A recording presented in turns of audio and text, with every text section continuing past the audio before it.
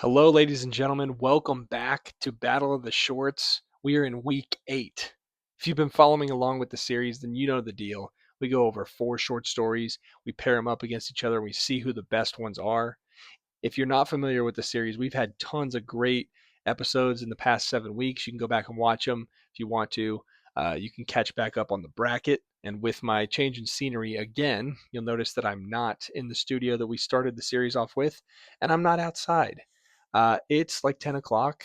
I'm in my room in front of my bookshelf, and we're just kind of making do with the space that we got right now. So, no room for Greg Barron here, unfortunately. I'm riding solo on this one. But yeah, I have like no room to show you the bracket, but we'll see if we can get it done in this small space. This week, after all these great matchups, we've gotten all the way down about a quarter of the way through this series, and we are seeing this week Norman Spinrad go up against Gregory Benford. I have read neither of these authors up until this week. And then next, Richard Cowper. Some people say Cooper. I'm going to say Richard Cowper versus James E. Gunn, not to be confused with James Gunn, the DC director. Um, all 4 of these writers I had not read before this week, so this was my first experience with each of them. I think this was a great distillation of why I'm doing this short story battle of the shorts, why I'm doing this series. It's to try new authors. It's to show you guys the power of short stories and to test authors, litmus test authors through some of their best work in short form. So, with that said, let's kick it off. Our first matchup of week 8 is Norman Spinrad versus Gregory Benford. Norman Spinrad's Carcinoma Angels, I read in The Last Hurrah of the Golden Horde here, which was the very first short story right here. And then Gregory Benford's In Alien Flesh, I read in the Best Science Fiction Stories of the Year, 8th Annual Collection, edited by Gardner Dozois. Forgive me for bad accents. We're going to start off with Norman Spinrad with Carcinoma Angels. I believe this short story was also included in Dangerous Visions, which you can maybe see behind me. Don't quote me on that, but I believe that's the case. Carcinoma Angels is this kind of very Dangerous Visions-esque story about a man named Harry Wintergreen, who essentially we open on Harry as he is a go-getter. He is a businessman. He's somebody who is a mogul trying to just make his way in life and become successful, and he does. He gets all the way to the mountaintop of life and gets cancer. And the sort of deeper revelation within this story is sort of the chasing of immortality. And Harry works really hard to use his wealth and his success to battle his cancer that he has and to race against time in an attempt to save his own life. I think that the first kind of half of the story and the teeing up of um, the final act of what is an explosion of craziness and weirdness and kind of awesomeness is sort of tame because we have this sort of campfire esque storytelling going on where Spinrad is just kind of he's painting this very not vague picture, but we just get a very like of a 1,000-foot view of who Harry Wintergreen is, and then we zoom in on him so much to analyze why he is. We find out why he is this way, why he is so driven to success to the point where he takes this concoction of drugs and uses a supercomputer and all of this stuff that he has spent his money on to battle his cancer, and he goes inside of his own body essentially. Think Osmosis Jones. That's at least what I pictured, which is very strange comparison to this. But and he battles the Carcinoma Angels, which I think is in reference to a biker gang. We get these, you know, Hell's Demons type of visions where he's literally using like a battle axe and a sword, and he's a fighter pilot, and it's going through all this very neurotic, chaotic imagery of him fighting these bringers of death. And the very end of the story ends very in a very dark sense, where Harry is trapped within himself. This concoction of drugs he has taken to lull himself into a coma of sorts has trapped him within his own mind. I thought Spinrad, he did a really good job of painting a very unique and memorable story in my mind. I thought the prose were interesting and were fun at times. I thought they were a little bit bombastic and over the top at other times.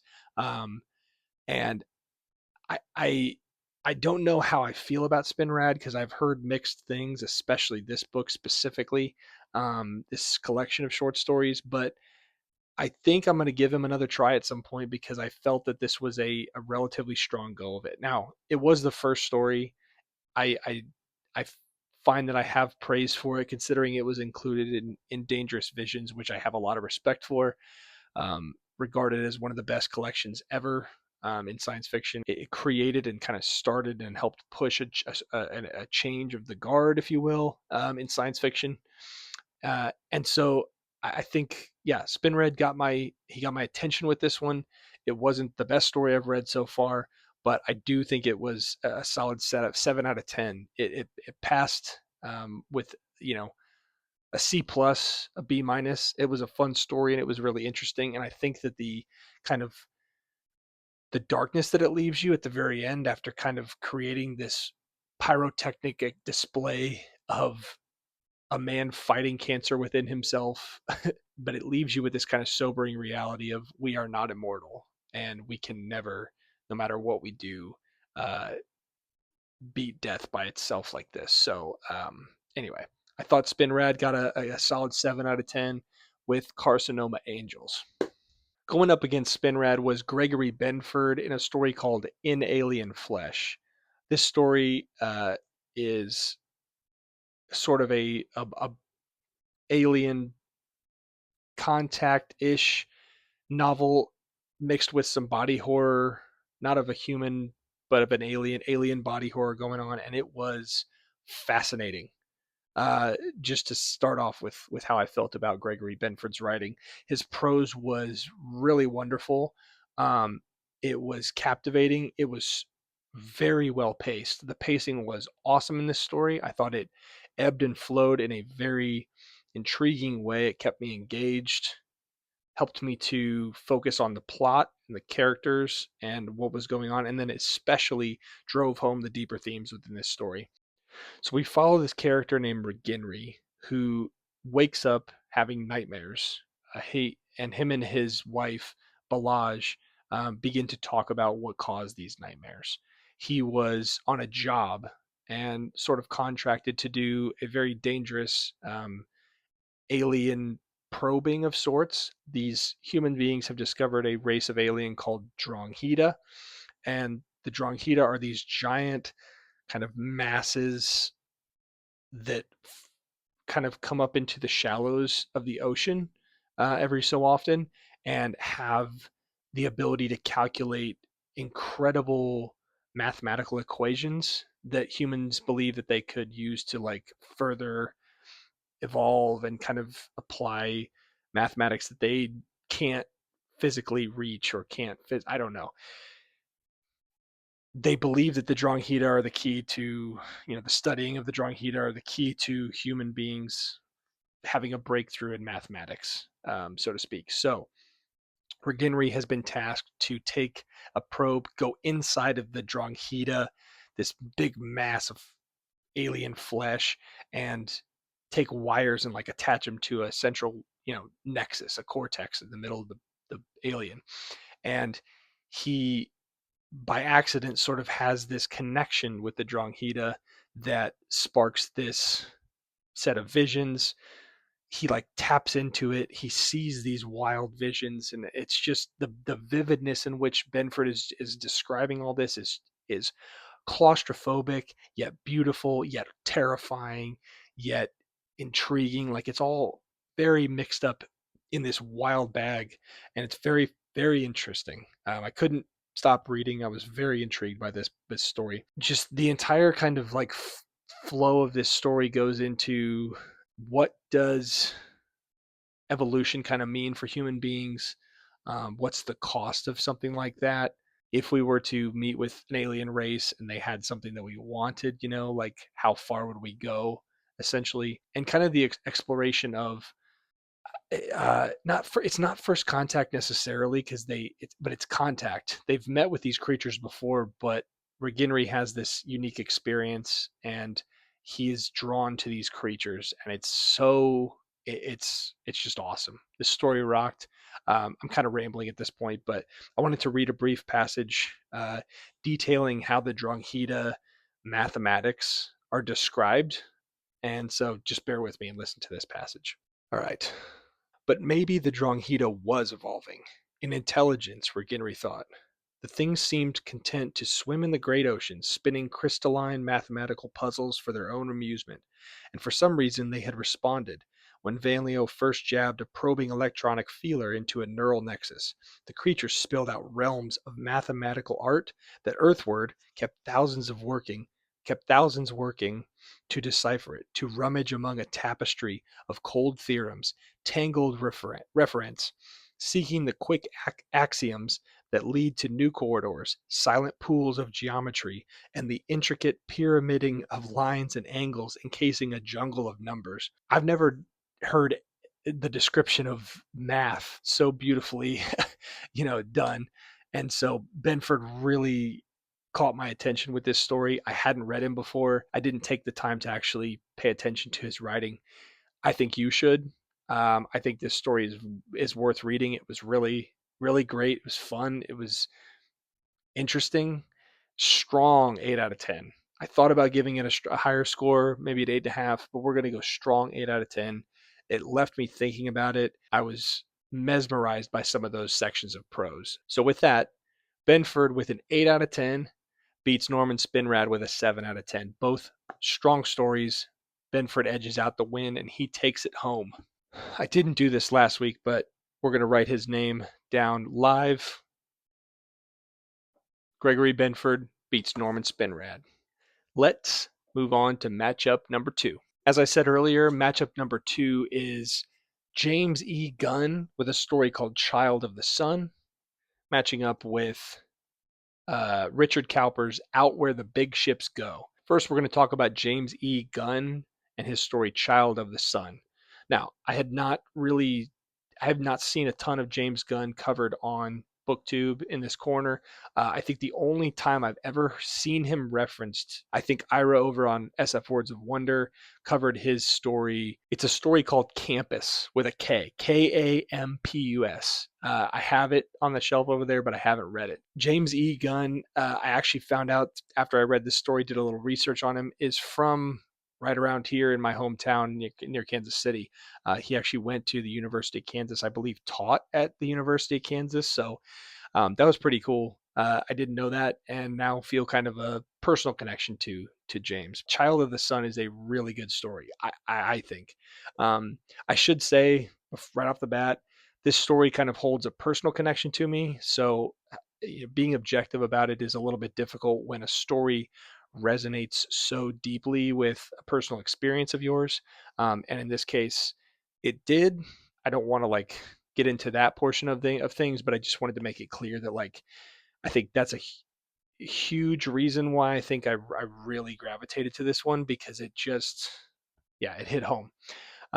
We follow kind of this time travel slash energy crisis slash noir tale.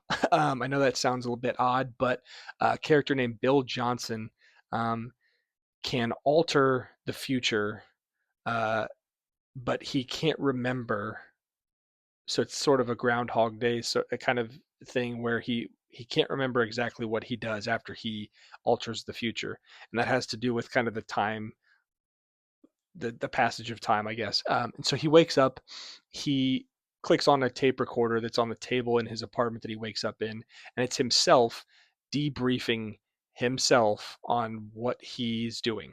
And we essentially have him helping this woman who is in charge of an energy project, um, detailing or exploring solar power and how it can kind of help the sustaining of the human race on Earth, because there is a serious energy crisis. The woman who's in charge of this project has had her child, Shelley, a little girl, kidnapped by her ex-husband. Um, and Bill is kind of tasked with this detective work. Well, he does not tasked with it. He seeks it out because he believes that he can help her and find Shelley and ultimately save the world through this um, investigation. And he trying to think of who he reminds me of. He sort of reminds me a bit of K from Blade Runner 2049, a very um, callous, not callous isn't the right word because that's kind of has a negative connotation, a very kind of plain hero, who really does the right thing and who wants to help others, but is conflicted about his own kind of place in the world, especially because he is the only person that kind of understands these visions, and everybody thinks he's crazy if he tells them about the visions. So, long story long, I'm rambling at this point. Don't want to make this episode 30 minutes long again. He goes on this. He uses his vision powers to find Shelley to save her from the ex-husband, and that child ultimately helps the mom go back and solve the energy crisis, and therefore we have a beautiful kind of wrap up. But I think that doesn't really do the story justice, just telling you the plot. I think that the way that this story softly captivates its reader is really hard to explain. So just like in Alien Flesh, I'm going to read a little short passage. There is a section where uh, Bill, our main character, is riding the bus, which is the only real source of transportation in this future society, and he's kind of observing other people. And the way that Gunn writes the observation from Bill's point of view is, I think, just incredibly. I don't really have a word for it. It's awesome. Let me just read it for you. So he's watching other people. He's kind of listening to them, just taking in the surroundings of the bus. Listening to the talk, this imperfect mechanism of communication, supplemented in the light by gesture and expression and body position, anonymous in the night, but perhaps thereby as honest as the confessional. Listening to an old man, hair bleached and thin by the years, face carved by life into uniqueness, recalled the past recalling the past as the present, rolled past the window carrying him to the future, a retirement home where he never again would trouble his children or his grandchildren. Listening to a girl with blonde hair and blue eyes, and a smooth, unformed face ready for the hand of time to write upon, anticipating rosily her first job, her first apartment, her first big city, her life to come with its romances, pleasures, possessions, and faceless lovers. Listening to a man of middle years, dark haired, dark eyed, already shaped by a knowledge of what life was about and how a man went about facing up to it, touched now by failure and uncertainty, heading towards a new position, determined to make good but disturbed by the possibility of failing again. Listening to a woman of 30, her life solidified by marriage and family, but somehow incomplete and unsatisfying, achieving neither the heights of bliss nor the bedrock of fulfillment, unconsciously missing the excitements of youth, the uncertainty of what the day would bring, the possibilities of flight and pursuit, looking, although she did not know it, for adventure. The young man inspected the unrolling fabric of their lives, and passed it to that part of which was yet concealed from them. And he was kind, as everyone must be kind who knows that the future holds bereavement, disappointment, disillusion, and death. Oh, like the weight of those prose. A man who can tell the future, who can see these people and see what they're going through and what they will go through. You're kind of viewing it from the point of view of God in a way, um, and it was just a really, really, really good story, and I really would urge you to read it. Ultimately, I was, yeah, I was blown away by this one. Very, very strong 8.5. I'm close to a 9 on it. So it's almost in that territory of some of the other ones that I've really put up there, like the Butler from last week, the Connie Willis from week 1, some super, super strong stories. And this one kind of came out of nowhere. I did not really have much expectation for James Gunn other than to just be another short story. So for this one to take such a strong kind of hold on me, great story. I hope you read it. And last but not least, Richard Cowper's Out Where the Big Ships Go. It was the last story I read this week in this 1980 annual World's Best SF, edited by Donald A. Walheim. This one is, it was a light short story with some pretty dense themes. It has a little bit of I haven't read it, but I assume, based on what I know about it, a little bit of Ian M. Banks's The Player of Games, the kind of uh, sort of a creation of a game inside of a short story, if you will. And I thought that was kind of an interesting aspect to this one.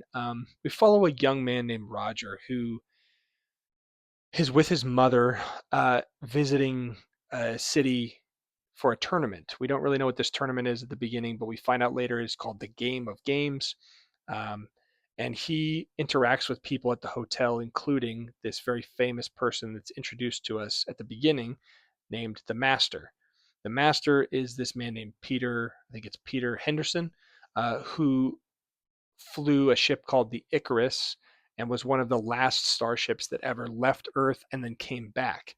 And in this future kind of utopian-esque society where we play the game of games and life looks a lot different. Um, Roger is just this young boy who's kind of a dreamer, who's just watching and observing. And um, I felt that this story was one of the strongest examples of a short story that should be a novel.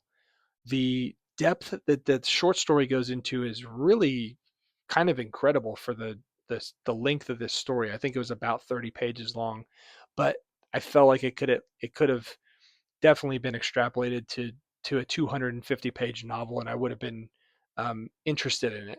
So we get some philosophical questions throughout this as Roger talks to the master, Pete Henderson. He talks to Peter Henderson's wife at the pool. He talks to Henderson's opponent in the Game of Games tournament. And there's this question that keeps recurring that is kind of that age old, pondering of if something is red and we both agree that it's red, but then I tell you that it's blue, am I wrong? Or is that just what I see as blue and you see it as red? And it's just like, it's just based around perception. What is perception and how do we see things? How do we see the world around us and how can we agree on our perception, or how can we utilize our perception and respect others' differences in perception and perspective? And it was a real uh, delicate way to put it from the point of view of a young boy. There's several scenes where near this hotel there where they're staying, there is a bay and there are clipper ships. He keeps calling them clippers, but I believe they're like old-fashioned ships called clippers. And so uh, the boy keeps wanting to be a clipper captain someday, and we get the kind of juxtaposition of starships that were out in space from the master and how that time has passed. And I thought that the two kind of yin and yang of that of just those two things going together really reflects kind of the central point of the novel of the red and the blue question, the um, the strange. So without getting into the ton of backstory, the Icarus, the ship that Henderson goes on and comes back from, uh, he found a planet that has essentially like that introduced the Game of Games to humans, and it's sort of like the way into higher evolution for humans. It unlocks a part of the brain, so to speak. And so this Game of Games is kind of based around two deities that kind of rule that are half and half, yin and yang, two different perspectives but work in harmony. And so there was a lot of that symbolism throughout the novel, throughout the short story, what felt like a novel. and I thought it was just really beautifully done. I thought Richard Cooper, however you pronounce it, I thought he was really well written here. I had a really hard time because I read this after the Gunn story, and when I read James Gunn, I was just kind of like, "Yep, this one's going to win this week." But then when I read Cowper's, I was just like, "Not so fast." And so let me go back. I think I gave this one a 7.5 after reading it. So it doesn't quite measure up to the James Gunn story, but I thought it was pretty fascinating. It was slow in parts and there wasn't a whole lot of like tension, but it was sort of a philosophical exercise in this short story. And Cowper did a good job. He really impressed me with this one, and it's a 7.5. So rounding out week 8, James Gunn is going to take the victory with Child of the Sun over Richard Cowper's Out Where the Big Ships Go. Both again were very strong stories. I think, was this the lowest? No, Carcinoma Angels from Spinrad was the lowest this week. So we had a 7, a 7.5. We had an 8 in Alien Flesh and an 8.5. We had 4 very strong short stories this week. And yeah, I was very impressed. All 4 are worth your time. James Gunn. So with that, James Gunn takes home the victory over Richard Cowper. That adds 2 more names to our giant list of Battle of the Shorts. As you can see, we have a ton of great names to go. You can also look down in the description below if you want to see the upcoming matchups and the stories and where I'm going to be reading them. Next week, tune in to see, let's see, Dean Koontz in his sci-fi era take on Harry Harrison and J.G. Ballard, the great J.G. Ballard, versus Bruce Sterling. I can't wait to read these short stories. I will say the next couple of weeks are going to be really challenging for me to get these out on Saturdays. So if I miss a week and you've been staying in tune with these every week, I apologize if I upload one late or if I don't get one out. I have 4 straight weeks of 4 straight trips during weekends. Anyway, I digress. I have been Dad Like Book. Tune in every week, hopefully, at 9 a.m. Central Time to see every new episode of Battle of the Shorts. Appreciate you guys staying with me so far throughout this. This has been a strange but very fun and very worthwhile project. So with that, I will see you guys next week. Thank you.